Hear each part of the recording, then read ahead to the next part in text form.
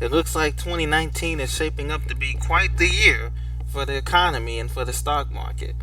Currently, the Dow Jones is on pace to close anemically just above 10 or 20 points of session highs the last few weeks. But it appears that recession fears, interest rate cuts, and other things is not going to be enough to carry this market through. Now many analysts are wondering if the market will stagnate even before the holiday season begins. Well, my friends, it looks like the good news is it looks like the economic recession, the chances of an economic recession of depression happening before the elections is starting to decrease only slightly below 50%.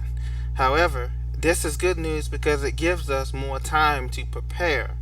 In my estimation, we are still with the yield curve inversion and everything going on. We still have about 16 months to prepare before things get really bad. And here's why. The aforementioned trade war deal with China did not occur. Your President Trump has said that China and him reached a phase one deal, quote unquote, but China has made no mentions of any such deal, and they have not inked anything in paper. Even President Trump said nothing is written in stone, this is just laying the foundation, and the markets, of course, have reacted to it today. As of October 14, 2019, the markets are only up slightly by 10 points. So this tells you that this China trade war is going to last not only longer, but it's not the only piece in the puzzle. The U.S. economy, consumer growth is weakening. Right now, the U.S. economy is depending upon a strong holiday season. Consumers, which the media will play up after we get through Halloween. Next month, the media will play up the holiday season and how retailers are supposed to be experiencing higher sales. However, earnings seasons for the third quarter kicks off this week, and 6 companies you need to watch for. Especially, you need to watch for the banks. Bank of America, Wells Fargo, Goldman Sachs, and J.P. Morgan Chase announced their earnings this coming week. And you also need to watch for what happens toward the end of the month, meaning the Federal Reserve is looking for another rate cut. Will it be 25 basis points, or will it be 50 basis points? My guess is on the latter, 50 basis points, as we head our way towards 0% interest rates, to being on par with the rest of the world who's already heading to that, or even negative interest rates. So, as we see also, the New York Fed has extended daily repo operations to November 4. I think they've extended this even further to November 15th or 16th, okay? The New York Federal Reserve will continue to boost liquidity in money markets into November, the bank announced Friday. The bank will offer daily repurchase agreements or repo operations, offering at least $75 billion a day in daily cash injections through November 4th. The Fed also announced term repos for firms wanting to borrow cash for longer. So that tells you they're thinking about even extended longer. I would not be surprised if repo operations last through the end of this year, December, with most offerings lasting 2 weeks. This extends a policy that was initially supposed to end next week, according to Reuters.com and the Associated Press. Now remember, they began daily repo operations, the New York Fed that is, on September 17th, after a key borrowing rate in overnight lending markets for cash spiked to 10%. So the Fed came in and they said, look, let's calm these markets down, let's get that rate down, and they began their cash injections. Some investors say the Fed should permanently increase liquidity in the banking system by expanding the size of the balance sheet or introducing a standing repo facility which allows firms to borrow cash as needed at a fixed rate. So, in other words, my friends, we have QE4 or QE5 coming, which is quantitative easing. Okay, they're injecting this money into it. They don't want to call it that yet. Okay, and that's why I say that it's pushing this recession, great economic recession that we're going to experience, back by 16 months. So, meaning that instead of seeing the slowdown happen, we're in the slowdown, but it's going to be gradually. So, we're going to really be feeling it after January 2021, when all of this injections, when everything slows to a halt. So it's more of a gradual recession or depression, whereas in 2008 everything stopped in one day and they had to do a rescue plan for the banks too big to fail and all of that. However, some of these smaller banks, my friends, medium to regional banks, that they after the third and fourth quarter earnings season, they're going to go under. The bigger banks are going to be fine, but some of these smaller banks are going to go under, just like in 2008, if you remember. Okay. So this is kind of like the calm before the storm. The reason why companies are hesitant to release third quarter earnings is because there hasn't been that much growth. They're waiting to see if this trade war deal with China is going to pan out. You notice they only mentioned, if you watch CNN or any MSNBC, they only mentioned the deal with an agricultural farm focus. Meaning that most of the $50 billion or $60 billion in the alleged trade deal, nothing is in, once again, nothing is in paper. This is according to the president. Nothing is in stone. Nothing is written in stone. Nothing is in paper in this phase one agreement. But you'll notice that most of that has to do with agriculture or farming. Chinese apparently going to buy $50 billion worth of soybeans and other products, basically in the Midwest states that are grown, like in Iowa and Nebraska and states like that. Well, they're not mentioning the other parts of the deal. What about technology? What about manufacturing? What about microchips? What about consumer goods, that everyday things that we're already importing from China anyway? Okay. Now, third quarter earnings coming out next week. Like I said, they're going to be, earnings per share is going to be disappointing. A lot of the companies are going to miss their earnings expectations, and that's not only due to the trade war. That's due to a slowing economy. Right now, how likely is the recession before the 2020 elections? This is on bankrate.com. Okay, how much longer can the consumer hold up the U.S. economy? That's what everybody wants to know. Well, not much longer. We've got about a year and a half left before the consumer is going to be tapped out. Okay, so economists say it's increasingly likely that those risks are going to hurt the U.S. economy. 90% of experts polled believe that the economy is heavily tilted toward the downside. Okay, now 41% chance is that what most economists are given. Like I said, it's dipped below 50 now. That there will be a recession between now and the presidential election in the United States in November 2020. I'm more of the belief that now that this recession is going to hold off until after the election. So that puts us into summer of 2021, I believe, when things are going to go completely stagnated. And it's from there on, in that second term, if Trump gets that, or if there's a Democrat gets it, that second term in that second quarter or third quarter of 2021, from June, July, August of 2021, in that 2021 period is when we're going to be into a recession, or maybe even worse, because all of the stimulus, all of the tax breaks, all of the money pumping will be done and out of the system.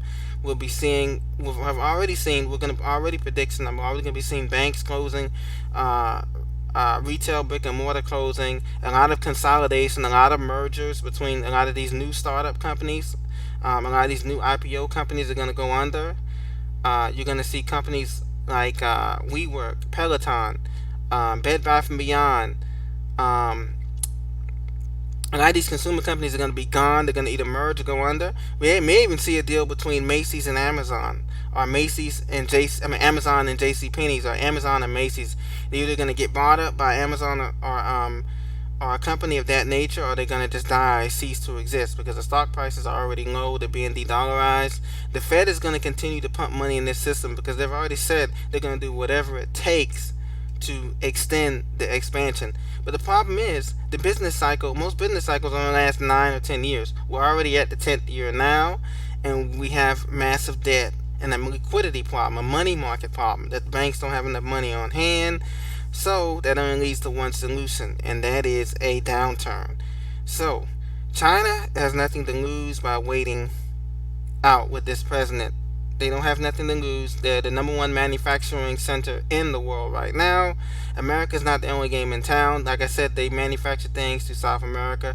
They manufacture things for Russia, India, Indonesia, Singapore, you name it. They have the goods. So they're going to wait this thing out. Okay, their economy is actually doing pretty good considering. So, but America's economy is hurt by its focus on the consumer.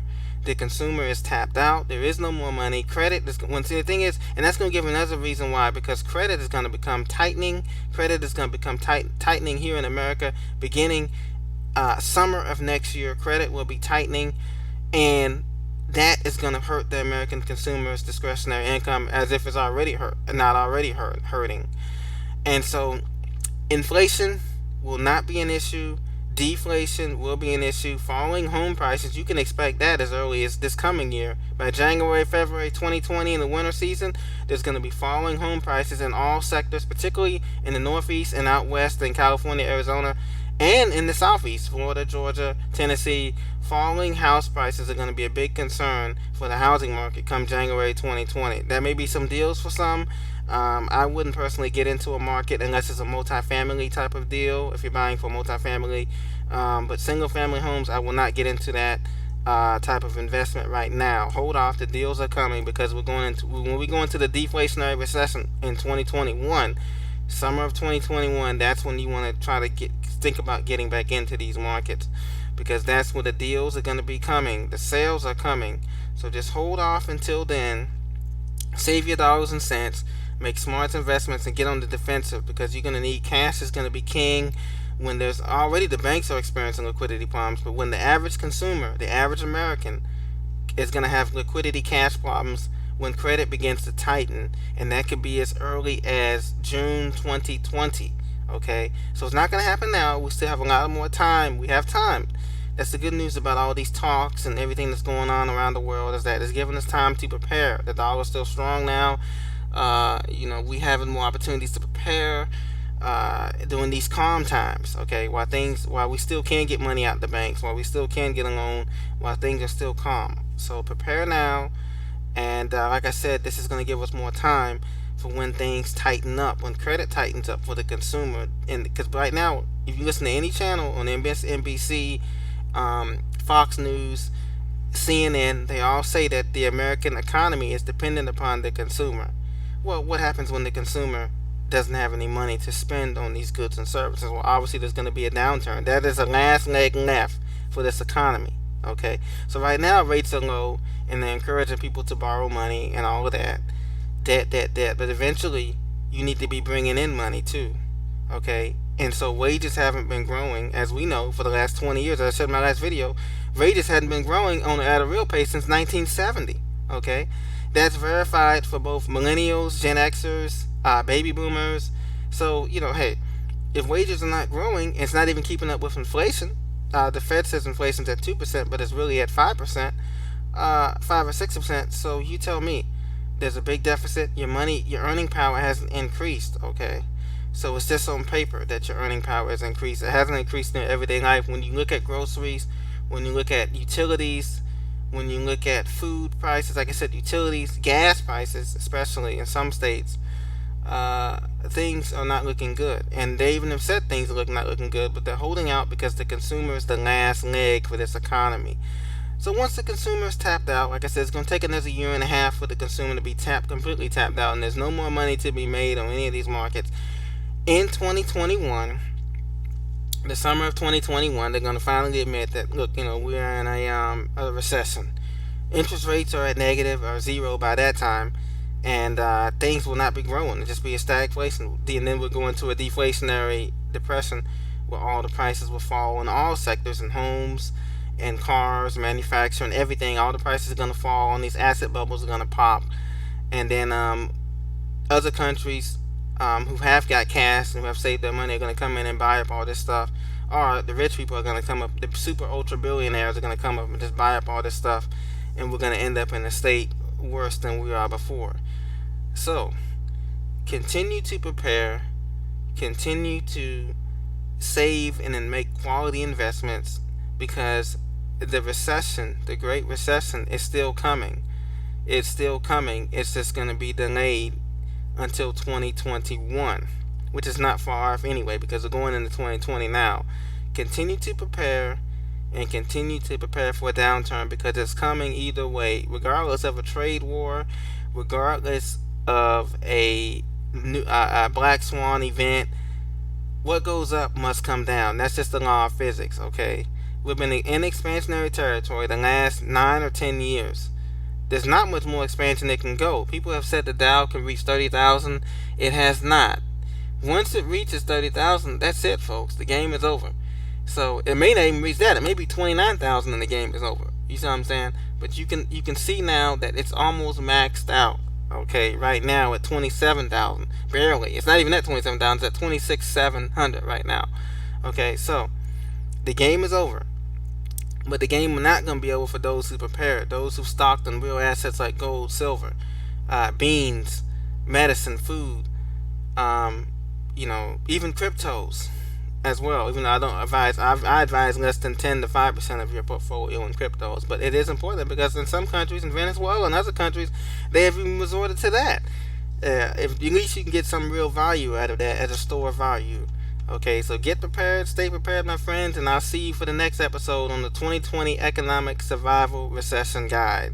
By the way, if you want to have any questions or comments or anything you want me to cover in the future, please leave it in the comments below, and I will definitely address those questions in a future video for you. Thank you for listening, and have a blessed day. Bye-bye.